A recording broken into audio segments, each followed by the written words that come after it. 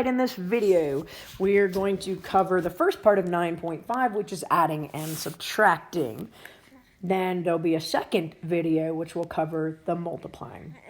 So first and foremost, we need to understand that when we add radicals, it is very similar to adding variables. In other words, they have to be like terms. And for radicals to be like terms, we have to have the same root. So these are both square roots and the same thing under the root. When that happens, we keep the radical the same. So it's still the square root of 2, and we just add those on the outside. So 14 root 2. In 165, we've got two different sets of like terms here. We've got the 6, which is going to add to the 5, giving us 11. And then grab a different color here. We have a negative root 13 and a negative 2 root 13. And I think we all realize there's a 1 hidden here, which would give us negative 3 root 13. Because they're both square roots of 13, we just combine the things on the outside to be negative 3 root 13. Yes, that's my 6-month-old in the background there. So you guys will get to hear him throughout this video. All right, when we look at 167, we have some cube roots of n squared. We have a 5th root of n squared. Those are not like terms. We can only combine the cube roots of n squareds. Similarly, we can combine the 5th roots of n squared. And the order doesn't necessarily matter. You could put these in either order. Like if I wanted to start with the 5th roots, I've got 9 and 1, the stuff in blue here. So that's 10 5th root of n squared. And then when I look at the cube roots, I have a 2 minus 11, which is a negative 9 cube root of n squared. That's not a very nice 3. Yeah. All right. Now, here we have 6 root 3 minus root 12. They're both square roots, but they're not like terms. So we've got a 3 underneath one and a 12 underneath the other. But we're not just done with this problem. It's not that we can't do anything. What we can do is break the square root of 12 down. And remember, you have 2 ways to go about that, right? We could do 2 times 6, 2 times 3, and then we've got these matching 2s. So this becomes 2 square root of 3. That's one way.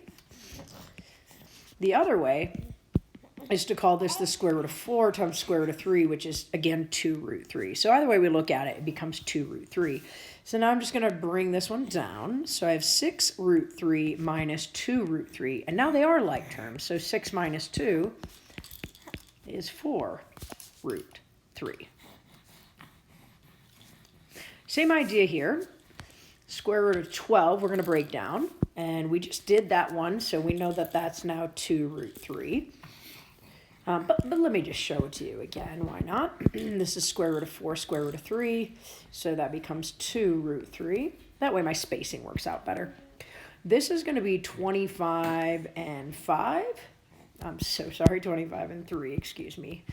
Hopefully you all caught that and you thought, what?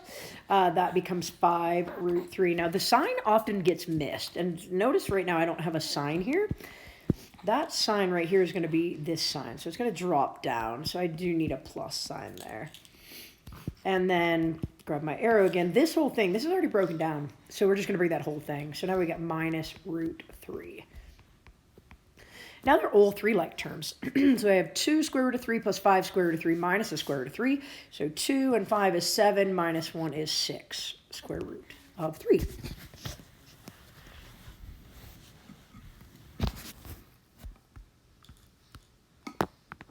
All right, now we have the cube root. And when I break down the cube root,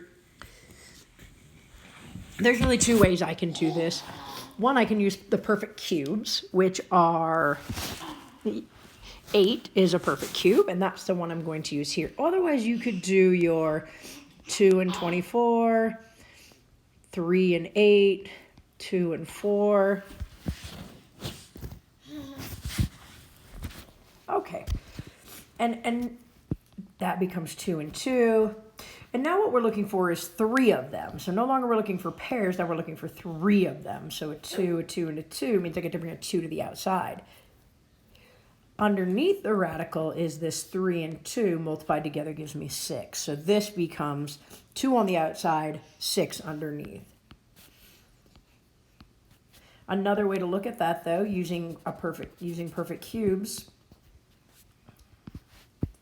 is cube root of 8 times cube root of 6, and the cube root of 8 is 2 cube root of 6. So we get the same thing either way. I guess I didn't really need to erase that one. This comes down, so I have the cube root of 6 minus, again, that symbol comes down here.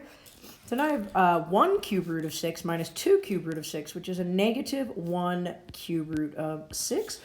Or it could just be negative cube root of 6. Either of those are acceptable ways to write that. Okay. Continuing on with 175 here. Notice I don't have like terms. They're both square roots, but one has a d and one has a d to the 5th. Well, d to the 5th can be broken down because remember, when we break down variables, so we're breaking down this d to the 5th. When we break those down, we're asking how many pairs. So if I have 5 d's, that means I have 2 pairs. And that's where d squared comes from, and then 1 left over. Nothing I can do with this first term. So now I have 4d squared square root of d minus 24d squared square root of d. So now they're like terms, right? Those are both square roots of d.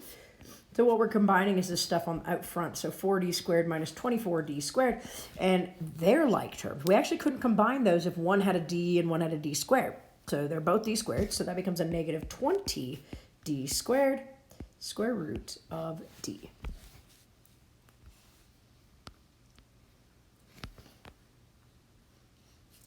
All right, so when I break down variables, and it's not a square root, so I have 7 a's here, but I'm not looking for pairs of a's.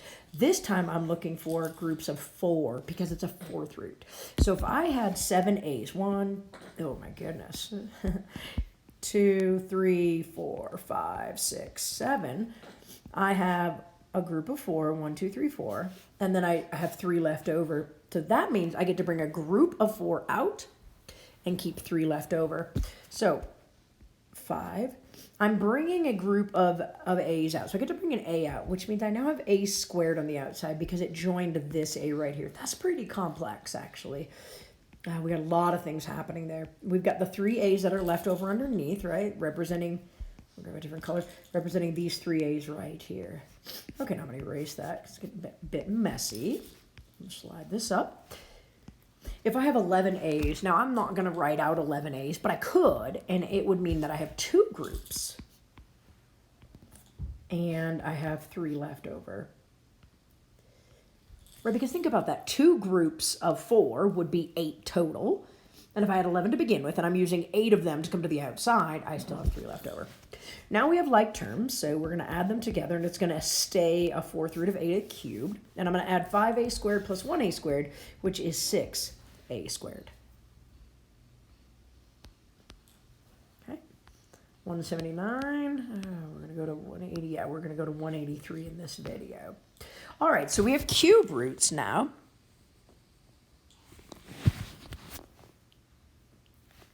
So we have the cube root of 81a to the 5th. Well, when I just focus on the cube root of 81, that is going to be 27 times 3. And again, you could use your factor trees. So the cube root of 27 is 3. So I get to bring a 3 to the outside. This 3 has to get multiplied by this 7. So I end up with a 21 on the outside. Now let's talk about the a's. Because I am dealing with a cube root, I need groups of 3. I'm starting with 5 of them. That means I have one group of 3. And this 3 is still underneath the radical. And I still have 2 a's left underneath the radical. Okay? Again, lots going on here. Plus, there's nothing I can do with the right side here, the right-hand term. For a cube root of 3a squared. Right, I can't break down the 3, and there's not enough a's to form a group. So I need 3 of them, and I only have 2. So now I'm going to add this stuff on the outside.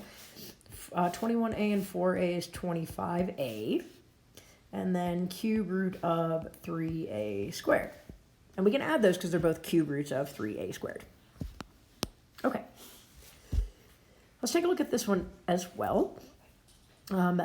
So we're dealing with square roots again. And so when we talk about the square root of 8, that's going to be 4 times 2. Again, you could use your factor trees. The square root of 4 is 2. So this 2 gets multiplied by this 6, giving me 12. C squared. Now, I currently have d to the third, and I'm dealing with square root, so I need pairs. So I can bring a pair out. And underneath the radical, I still have this 2. And I still have AD left over. Minus 9. I'm not going to have to multiply the 9 by anything because I can't break 2 down. So my attention is now turned to the C. I have 4 C's, which means I can form 2 groups, which means I get a C squared on the outside. I already have a D on the outside. The square root of the 2 is still there, and the D is still there. This now makes them like terms. So 12 minus 9 is 3c squared d, square root of 2d. Okay. Last one for this video. We're dealing with fourth roots. And in this first one, there's nothing I can break down. I can't break down 9 using fourth roots. And I don't have enough C's or D's. So I'm just going to keep this one. Because remember, I have to have 4 of them. And I only have 1. Now, I do have 4 of them over here, right? I have a group of C's and a group of D's, because I need 4 of them, and I've got at least 4 of them. So fourth root of 9. If I take 4 out of the 5 C's and 4 out of the 5 D's, I'm left with 1 of each of them. Now we have like terms. So 15CD minus 1CD is 14CD, fourth root of 9CD. All right, hopefully you found this video helpful. I've left about half of them for you to do. Shouldn't be too terrible, but if you get stuck on any, just reach out. Reach out to your teacher.